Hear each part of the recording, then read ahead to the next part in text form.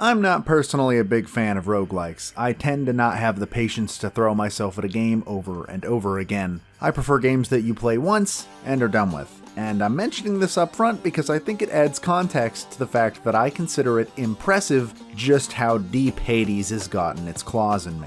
The latest game from developer Supergiant Games, most well known for titles like Bastion, Transistor, and Pyre, Hades is their first foray into the roguelike genre, and for the reasons previously stated, I was quite hesitant about it. However, it turns out that I had nothing to fear, because quite frankly, they seriously brought their A game.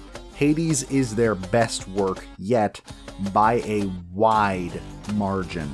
In Hades, you take control of Prince Zagreus, son of the Lord of the Underworld himself, who has decided that living in said underworld actually kinda sucks.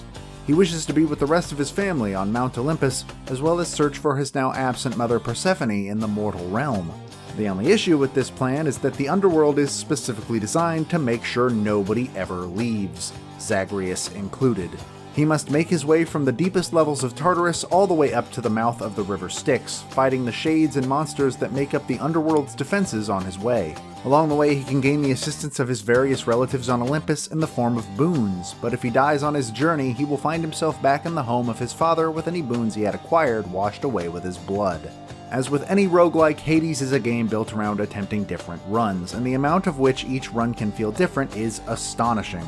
Zagreus has multiple weapons he can choose from that all function completely different from one another, such as a sword or a bow at the most basic. My personal favorite weapon is an Aegis shield that can be thrown Captain America style, ricocheting between enemies in a super satisfying manner. You'll also eventually unlock the ability to upgrade these weapons, which can even unlock slight variations for even more new ways to fight. Hades heavily incentivizes players to switch up weapons for their runs in multiple ways. Sometimes when you go to pick a weapon, you may notice one giving off a black aura, meaning that if you do your next run with that weapon, you will receive extra Nyx droplets, the currency used to purchase permanent skill upgrades at the mirror in Zagreus' room.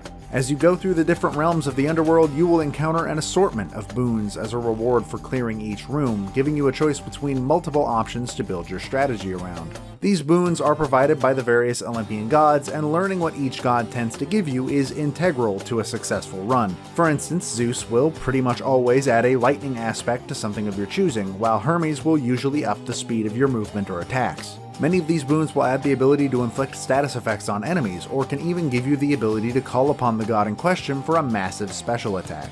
Of course, since this is a roguelike, these boons are temporary and are lost upon death. Every area in Hades ends with a major boss fight, each with its own special reward for beating it. For example, the first area's boss, the Fury Megara, will provide you with a globule of Titan blood upon her defeat, but only if you've never previously beaten her with your current weapon. These items are used to upgrade your weapons later on, and are yet another reason to always switch up the weapons you're using. Speaking of bosses, every single one of them is distinct from the last, truly helping each one feel more and more like a milestone. The world around Zagreus is rich and incredibly fleshed out, with every single character being fully voiced and likable, except Hypnos, who is voiced, but not likable.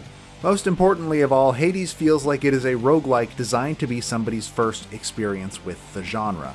The game manages to be challenging and varied while also not building the skill or luck-based brick wall that many of its peers do. If you do find the game to be too difficult for your liking but want to continue experiencing the world and the story, Hades comes equipped with a god mode that can be toggled on at any time and makes the game considerably easier. If you find yourself on the opposite end of the spectrum and think the game is too easy, starting a new save file gives you the option to turn on a hell mode, which does quite the opposite. It really does feel like a package that can provide you whatever you're looking for, no matter who you are. I mean it when I say that I think Hades is Supergiant's best game yet. When I'm not playing it, I find myself itching to go play it, and despite my usual lack of patience with games like this, I have yet to find myself succumbing to anything even remotely resembling frustration. I am not done putting hours into Hades, not by a long shot, and as somebody who is not usually a fan of this genre, I really do think that says something.